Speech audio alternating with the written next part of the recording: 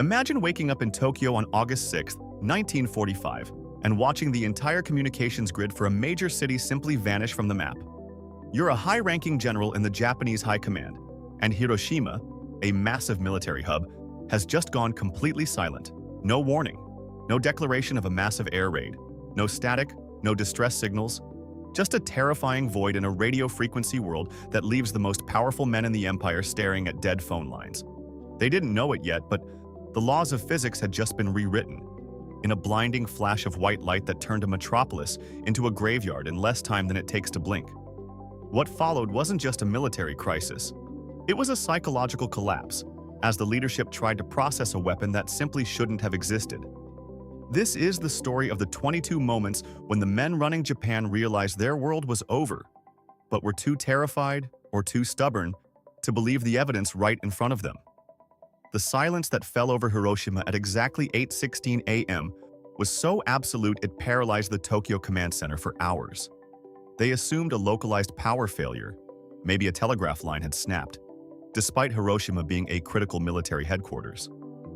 It took nearly half a day to realize the blackout wasn't a technical glitch.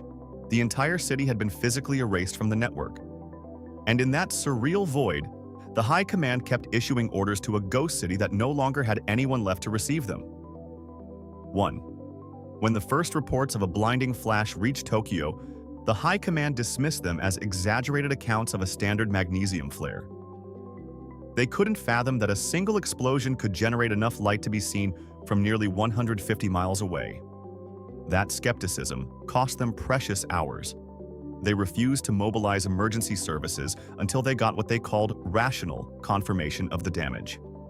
2. General Anami, the Minister of War, sat in the Tokyo War Room on August 6th and insisted the Americans were bluffing, running a psychological operation with conventional napalm. No nation on Earth, he argued, possessed the physics required to level a city with a single hit. His refusal to accept the reality of atomic energy meant the military spent the first 12 hours searching for a massive fleet of B-29s that simply didn't exist. 3.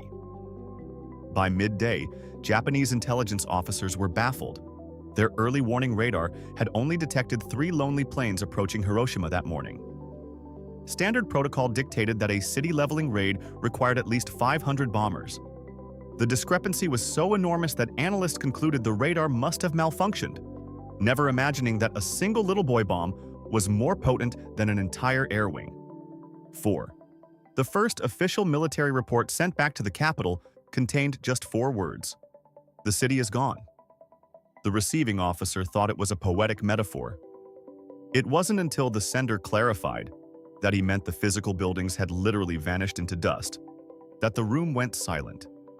That was the moment the High Command first had to confront the terrifying possibility that their entire defensive strategy was now obsolete. 5. A Japanese scout pilot flying over the ruins 3 hours after the blast reported a mushroom cloud reaching an impossible altitude of 40,000 feet. His flight logs describe a landscape so unrecognizable, he struggled to find the landmark bridges he used for navigation. When he landed, he was physically ill, not just from the sight, but from the realization that he was looking at the future of human warfare. 6. Now, here's something most people don't know. Japan actually had its own secret nuclear program during the war, led by physicist Yoshio Nishina, who was immediately summoned to the war room. Nishina looked at the early radiation reports and confirmed to the generals that the Americans had achieved what Japan's best minds thought was decades away. His testimony was a brutal wake-up call, proof that the United States had outpaced the Japanese Empire in a scientific race they didn't even realize was at a sprint. 7. Despite the scientific evidence, many generals argued the Americans must have used up their entire uranium supply on that one gimmick bomb. They gambled that producing a second weapon would take months, enough time to negotiate a conditional surrender that kept their territory intact.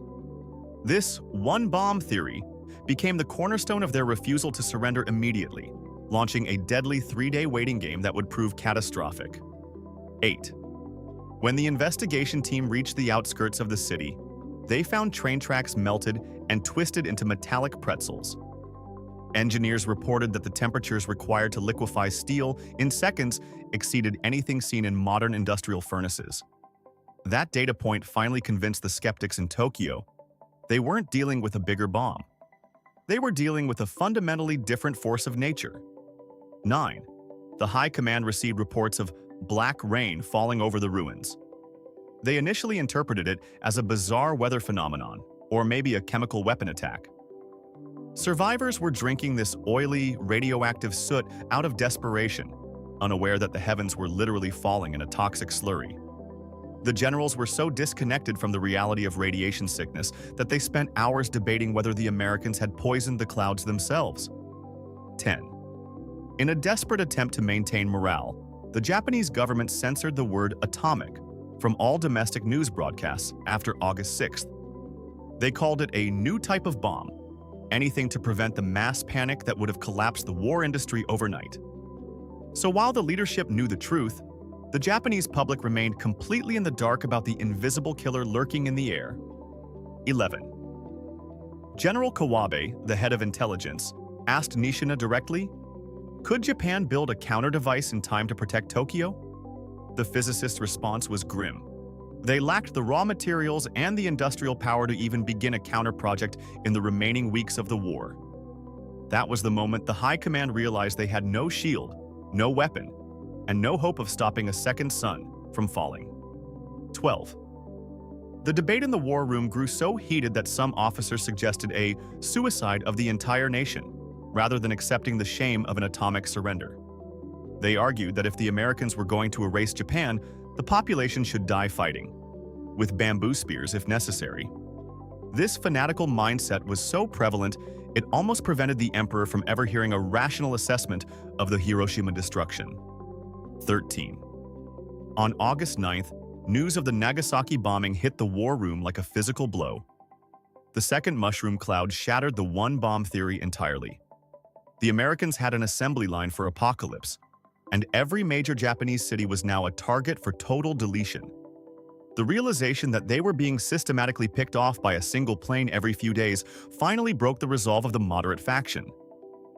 14. And yet, during the final council meeting, some generals still insisted the Americans were barbarians, who would run out of targets before Japan ran out of spirit.